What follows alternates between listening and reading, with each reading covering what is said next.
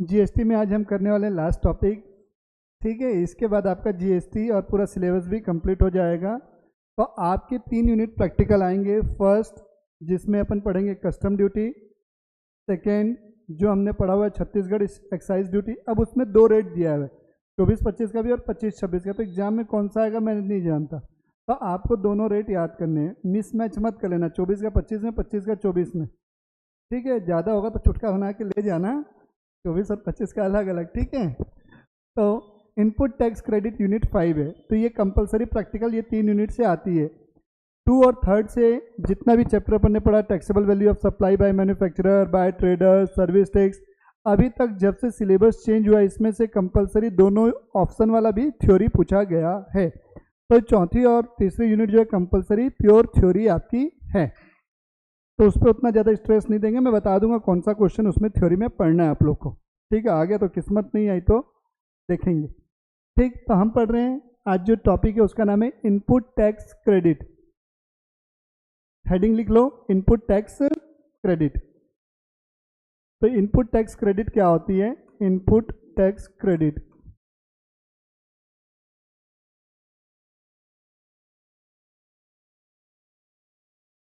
Input tax credit के बारे में मैंने टैक्सेबल वैल्यू ऑफ सप्लाई जब पढ़ाया था तो क्वेश्चन नंबर 1 आया था, 3rd या 4th या 6th ऐसा कुछ था, 6th क्वेश्चन था शायद। उस पर मैंने बताया था इनपुट टैक्स क्रेडिट का मतलब क्या होता है। जितना टैक्स आपने ऑलरेडी पे कर दिया है गवर्नमेंट को, उसे टोटल टैक्स पेबल में से क्या किया जाता है? डिडक्ट किया जाता है, हाँ या ना? क्योंकि ये सारी चीज़ क्या है, अपन जो जीएसटी पढ़ रहे हैं वो इनडायरेक्ट टैक्स है। कौन सा टैक्स है? तो इससे मैं कलेक्ट किससे करने वाला हूँ? कस्टमर से। तो मैं मैन्युफैक्चरर हूँ, मैं मान के चलता हूँ गुड्स का मैन्युफैक्चरर हूँ, गुड्स का मैं मैन्युफैक्चरर हूँ। तो मैन्युफैक्चरिंग के लिए मुझे क्या चाहिए?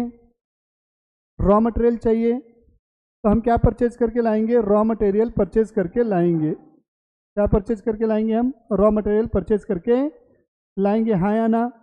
तो इस रॉ मटेरियल पे क्या करेंगे? जब परचेज किए, मान लेते हैं 100 रुपये का रॉ मटेरियल परचेज किए, तो इस पर सामने वाले ने जीएसटी लगा दिया। सामने वाला मतलब जो रॉ मटेरियल का सप्लायर है, तो उसने मुझसे जीएसटी मान के चलते हैं 20 रुपये ले लिया। तो मेरी टोटल इन्वॉइसिंग हुई कितने रुपए की? 120 रुपये का बिल जनरेट करके उसने मुझे दे दिया। तो ये 20 रुपये जो है किसकी पॉकेट से गया? ये मैन्युफैक्चरर की पॉकेट से गया, हाँ या ना? और ये 20 रुपये किसको पहुंच गया होगा?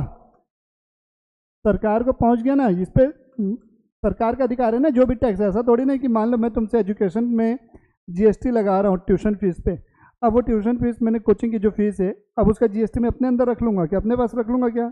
अगर मैं ऐसा कर रहा हूँ मतलब टैक्स की चोरी कर रहा हूँ। फिर मेरे यहाँ रेड वेड होगी तो फिर निपटेंगे, लंबा चौड़ा हिसाब किताब होगा। आज ही एक जन का पेपर में आया 232% उसने टैक्स चोरी करके करोड़पति आदमी बनाए। 232% उसने टैक्स चोरी की है, तब जाके वो करोड़पति बना है। मतलब करोड़पति आदमी जल्दी से बन सकता है, लेकिन कैसे कामों में? गलत काम में, ईमानदारी कामों में जल्दी से नहीं बन सकता। बनेगा लेकिन समय लगेगा। पहले क्या करो, यहाँ से पैसा कमाओ, फिर ईमानदार बन जाओ, ठीक है। चलो आगे। तो यहाँ पर क्या हुआ? 20 रुपये मैन्युफैक्चरर ने जीएसटी के रूप में पे कर दिए। अब मैन्युफैक्चरर जो भी गुड्स बनाएगा और वो किसको सप्लाई करेगा? जो भी उसके होलसेलर हैं, मान लेते हैं वही। जब उसने सप्लाई किया तो उस समय उसने जीएसटी चार्ज किया किससे? कस्टमर से। मान के चलते हूँ मैं 30 रुपीज़ का। कितने का जीएसटी चार्ज किया उसने? 30 रुपीज़ का। अब ये 30 रुपये जो हैं कस्टमर ने दे दिए किसको? मैन्युफैक्चरर को, हाँ या ना? ये पूरा 30 रुपये मैन्युफैक्चरर के पास रहेगा कि गवर्नमेंट को जाएगा? तो गवर्नमेंट को कितना ऑलरेडी जा चुका है? 20 रुपये तो पहले जा चुका है। गवर्नमेंट के पास पहुँचना कितना था टोटल? 30। पहले कितना दे चुका है मैन्युफैक्चरर? कितने रुपए और देगा? तो इसमें से 20 रुपये क्या करेगा? माइनस करेगा। वो 20 रुपये कौन सा था? जो टैक्स उसने पहले यहाँ पर पे किया हुआ था, टैक्स पेड बाय हिम, जब उसने परचेज किया था। तो जितना टैक्स तुमने पहले पे कर दिया है उसी को आप क्या कर रहे हो? टैक्स पेबल में से, ये टैक्स पेबल है, उसमें से क्या कर रहे हो? माइनस कर रहे हो। तो जो चीज़ माइनस हो रही यही क्या कहलाएगी? Input tax credit. तो इनपुट टैक्स क्रेडिट चाहे वो रॉ मटेरियल हो चाहे कैपिटल गुड्स। कैपिटल गुड्स मतलब प्लांट मशीन वगैरह जो है, कंप्यूटर वगैरह जो है, वो सारी चीज़ें क्या आ जाएंगी? आपकी कैपिटल गुड्स में आएंगी। तो कैपिटल गुड्स हो चाहे रॉ मटेरियल हो, बट उनका यूज अगर आपने अपने पर्सनल पर्पस के लिए किया है तो उनका क्रेडिट नहीं मिलेगा। उनका क्रेडिट मिलेगा क्या? बिल्कुल नहीं मिलेगा। तो जो भी गुड्स वगैरह चीजें हैं वो किससे रिलेटेड होनी चाहिए? बिजनेस से रिलेटेड होनी चाहिए। किससे रिलेटेड होनी चाहिए? पर्सनल पर्पस के लिए अगर आप कोई सामान खरीदे हैं और उसका आप जीएसटी क्रेडिट क्लेम करेंगे तो वो रिजेक्ट हो जाएगा। लेकिन हम लोग करते हैं, जैसे मैं एक मोबाइल खरीदा, मैं अपने पर्सनल यूज़ के लिए खरीदा, बट दिखा देता हूँ मैं उसको किसके लिए यूज़ है, ऑफिस यूज़ के लिए है, और उसका जीएसटी क्रेडिट में क्या कर लेता हूँ, क्लेम कर लेता हूँ, माइनस कर लेता हूँ, ख़त्म। समझ में आई बात? ऐसा लोग करते हैं। कई लोग क्या करते हैं, जीएसटी क्रेडिट लेने के लिए फर्जी बिल खरीदते हैं। बिल खरीदते हैं 1%, 2%, 2.5% में बिल मिल जाता है, 3% में, और 18% का जीएसटी क्लेम कर लेते हैं। सोचो कितना टैक्स चोरी करते हैं। तो ऐसे टैक्स चोरी होती है जो कि गलत है, बट क्या करें, सब करना पड़ता है, पापी पेट का सवाल है। तो हम क्या करेंगे बेटा, इनपुट टैक्स क्रेडिट किसको मिलेगी, किसको नहीं मिलेगी? Who is eligible for input tax credit? तो इनपुट टैक्स क्रेडिट अगर क्लेम करना है तो लिखो कंडीशन फॉर क्लेमिंग, लिखो condition for claiming input tax credit. वो जो मैंने पढ़ाया उसको नहीं भी लिखोगे तो चलेगा, ये मेन चीज है जो मैं लिखवा रहा हूं। Condition for claiming, condition for claiming ITC input tax credit. Condition for claiming input tax credit. कौन कौन इनपुट टैक्स क्रेडिट क्लेम कर सकता है? पहली कंडीशन लिखिए, उसके पास टैक्स इनवॉइस होना चाहिए। क्या इनवॉइस होना चाहिए? लिखो, he is in possession of, he is in possession of, possession of tax invoice, possession of tax invoice, tax invoice. कहने का मतलब क्या है, आपने कोई सामान खरीदा, सामान में आपका प्राइसिंग कितना रुपए दिख रहा है, 100 रुपये गुड्स की प्राइसिंग दिख रही है, प्लस अलग से जीएसटी दिखता है कि नहीं? जब भी आप बिल बनाते हो, जीएसटी इनवॉइस लेते हो ना, तो उसमें जीएसटी अलग से लिखा हुआ रहता है, तब जाके 112 है। तो जीएसटी उस इनवॉइस में अलग से दिखना होना चाहिए, तभी उसको मानेंगे टैक्स इनवॉइस। अब मान लो बिल डायरेक्ट 112 का बना दिया, इसमें बाइफर्केशन नहीं है कि जीएसटी का कितना है और गुड्स का कितना है, तो आप टैक्स का क्रेडिट नहीं ले सकते। तो कहने का मतलब है जीएसटी इनवॉइस होना चाहिए, टैक्स उसमें अलग से जीएसटी दिखना चाहिए। समझ में आया? आया ना? ठीक। सेकेंड कंडीशन लिखो,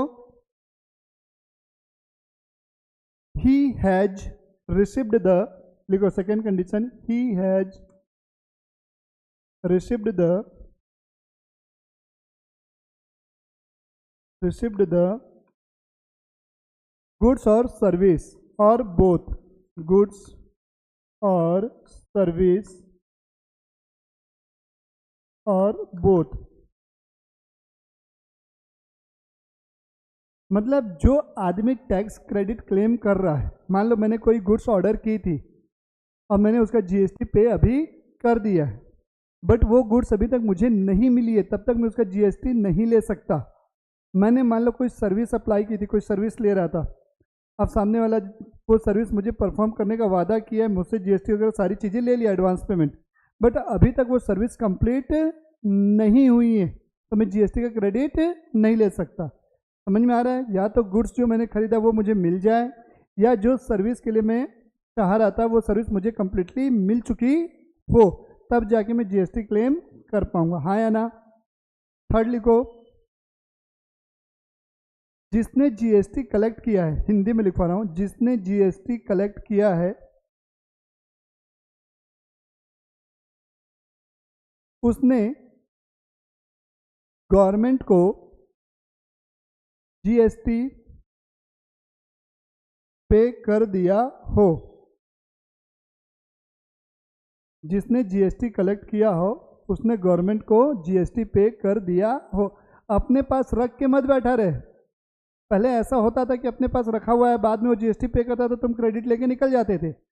अब मेरे ऊपर भी क्या हो गया, टेंशन हो गया है, मतलब मुझे जीएसटी का क्रेडिट लेना ना लेना किसके ऊपर डिपेंड हो गया है, तुम्हारे ऊपर। मतलब जब तक तुम गवर्नमेंट को जीएसटी पे नहीं करोगे तो गवर्नमेंट मुझे पैसा कहाँ से देगा? समझ में आ रहा है कि नहीं? पहले दे देता था, लेकिन जीएसटी रिफॉर्म हुआ, धीरे धीरे सुधार है, कोई भी नई चीज़ आती है तो कुछ उसमें लूपहोल्स होते हैं, तो ये सब लूपहोल्स थे जिन्हें बाद में धीरे धीरे क्या किया गया, ठीक किया गया है। फोर्थ कंडीशन लिखो। अब जैसे अपन इनकम टैक्स का रिटर्न फाइल करते हैं सेक्शन 139(1) में, जुलाई और सितंबर जो भी ड्यू डेट रहती है, अभी 16 सितंबर हमारी एक्सटेंड किया था ना, ड्यू डेट को बढ़ाया था, 15 फिर 16 किया था, तो वैसे ही जीएसटी की भी ड्यू डेट्स होती हैं, quarterly return, monthly return, depend upon the आपका कौन सा रिटर्न फाइल कर रहे हो। तो ड्यू डेट पर अगर आप रिटर्न फाइल किए तो ही क्रेडिट मिलेगा। लिखो fourth, he has furnished the return, he has furnished the return, he has furnished the return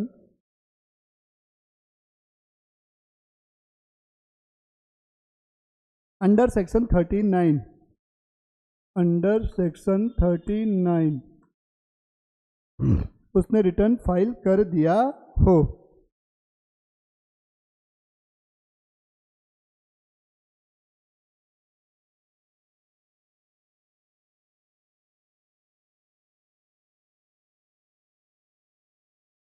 लिखो next, input tax credit is not allowable, मतलब किन किन केसेस में आपको इनपुट टैक्स क्रेडिट नहीं मिलेगी। लिखो, input tax credit will not allowed, input tax credit will not allowed,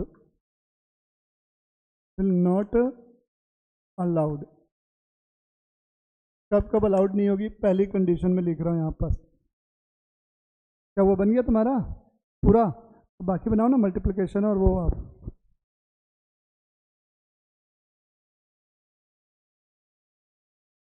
तो लिखेंगे इसमें ऐसे गुड्स जो चोरी हो गए, गुम हो गए, lost, goods lost, stolen, distributed in sample, in sample, distributed in sample, goods written off, goods written off, ये लिख लो, इसका मतलब बाद में अपन डिस्कस करेंगे। Goods return of, given as gift, given as gift, ये सारी चीज़ों के लिए आपको कोई जीएसटी का क्रेडिट नहीं मिलेगा। मेरे पास कोई गुड्स का प्रोड्यूसर था, मैन्युफैक्चरर था या होलसेलर था, मेरे पास कोई गुड्स थी, मैंने किसी अपने चाहने वाले को या पसंदीदा आदमी को मैंने क्या किया, गुड्स एज अ गिफ्ट दे दिया, तो उसका मैं क्रेडिट नहीं ले सकता क्योंकि उसको मैं बेच तो रहा नहीं हूँ, है ना, बट उसे सेल ट्रीट करते मैंने बताया था, टैक्सेबल वैल्यू ऑफ सप्लाई पढ़ाया था। तो सैंपल कोको कोला की बोतल वाला क्वेश्चन नंबर 11, चलो कोई बात नहीं, याद नहीं है तो सेकेंड कंडीशन लिखो, और लिखो इन रिस्पेक्ट ऑफ गुड्स और service, in respect of, in respect of goods and services, goods and services, in respect of goods and services used for construction of, used for construction of, construction of building for business purpose, building for business purpose, building for business purpose, business purpose, building for business purpose. अगर business purpose के लिए आप building का use कर रहे हो तो भी आपको क्रेडिट नहीं मिलेगी। In respect of goods and services use, जैसे इंटीरियर डिजाइनर है, आप घर बनाए हो, एक बिल्डिंग बनाए हो, तो इसमें इंटीरियर डिजाइनर की एक सर्विस होती है कि नहीं, तो सर्विस पे वो सर्विस टैक्स लेगा कि नहीं, उस पर आपने जो भी जीएसटी दिया, या बिल्डिंग को बनाने के लिए जो भी रॉ मटेरियल आपने खरीदा उस पर आपको क्रेडिट नहीं मिलेगा, क्योंकि अल्टीमेटली आप क्या कर लेते हो, उस पर डेप्रिसिएशन क्लेम करते हो कि नहीं बिल्डिंग पे। बिल्डिंग पर डेप्रिसिएशन क्लेम करते हो कि नहीं करते हो, इसलिए यहाँ पर उसका आपको जीएसटी का क्रेडिट वाला। बिजनेस पर्पज जो चाहे तो पर्सनल का तो ऐसे ही नहीं मिलता है ना, भले ही वो बिजनेस पर्पज के लिए आप यूज करो बिल्डिंग का, तो भी आपको जीएसटी का क्रेडिट अलाउड नहीं होगा। थर्ड लिखिएगा, goods purchase from composition dealer, composition dealer, goods purchase from composition dealer, goods purchase from composition dealer,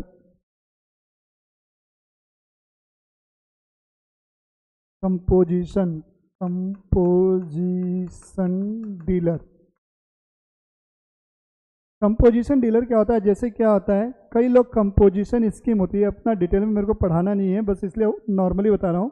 तो जिसने भी कंपोजिशन स्कीम को ऑप्ट किया हुआ है तो उसका 0.25 ज़्यादा से ज़्यादा 1% तक उनको जीएसटी पे करना होता है। तो जब आपको जीएसटी की लायबिलिटी बहुत ही मिनिमम है तो आपको जीएसटी का क्रेडिट लेने वो नहीं देता। एक स्कीम होती है कंपोजिशन स्कीम, जिसमें जिसने ये स्कीम ऑप्ट कर ली है उसको एकदम मिनिमम रेट से जीएसटी देना होता है, 0.25 से लेके 1% तक कुछ है इसकी। 4 पॉइंट लिखिएगा, लिखो टैक्स पेड ऑन, लिखो input tax credit on motor vehicle can not be availed on motor vehicle. Motor vehicle अगर आप खरीद रहे हो तो उसका भी आपको जीएसटी क्रेडिट नहीं मिलेगा। जो भी गाड़ियाँ वगैरह खरीद रहे हो ना आप, उस पर जीएसटी आपका पे होता है, तो उनका भी आपको जीएसटी क्रेडिट नहीं मिलेगा ऑन मोटर व्हीकल। चौथा आइटम लिखो, ऑन मोटर व्हीकल।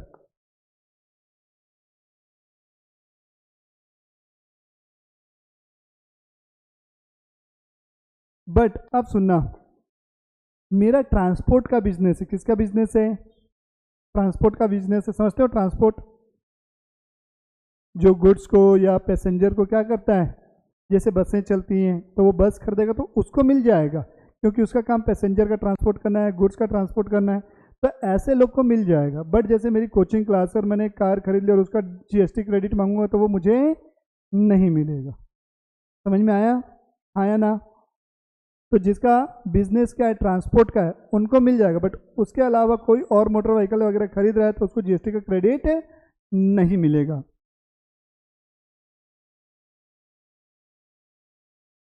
लिखो इनपुट टैक्स क्रेडिट, लिखो ITC,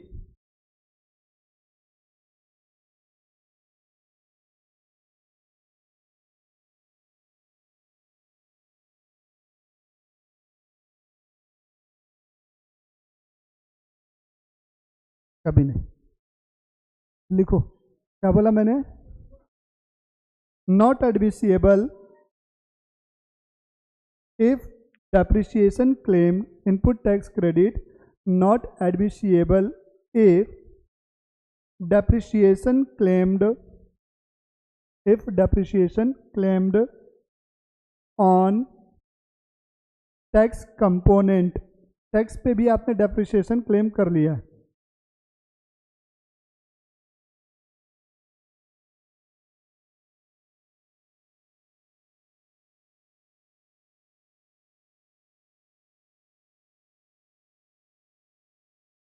tax paid on A depreciation claimed on tax component. मतलब 100 रुपये गुड्स की जो भी आपने एसेट खरीदी 100 की थी, 20 का जीएसटी था, पूरा का पूरा आपने 120 पे डेप्रिसिएशन लगा दिया, मतलब टैक्स जो 20 रुपये उस पर भी आपने डेप्रिसिएशन ले लिया, तो आपको क्रेडिट नहीं मिलेगा। लिखो next, no ITC will allowed to unregistered dealer, no ITC will allowed to unregistered dealer, unregistered dealer को क्रेडिट नहीं मिलेगा। तो ये मैंने बता दिया पूरा डिटेल में आपको।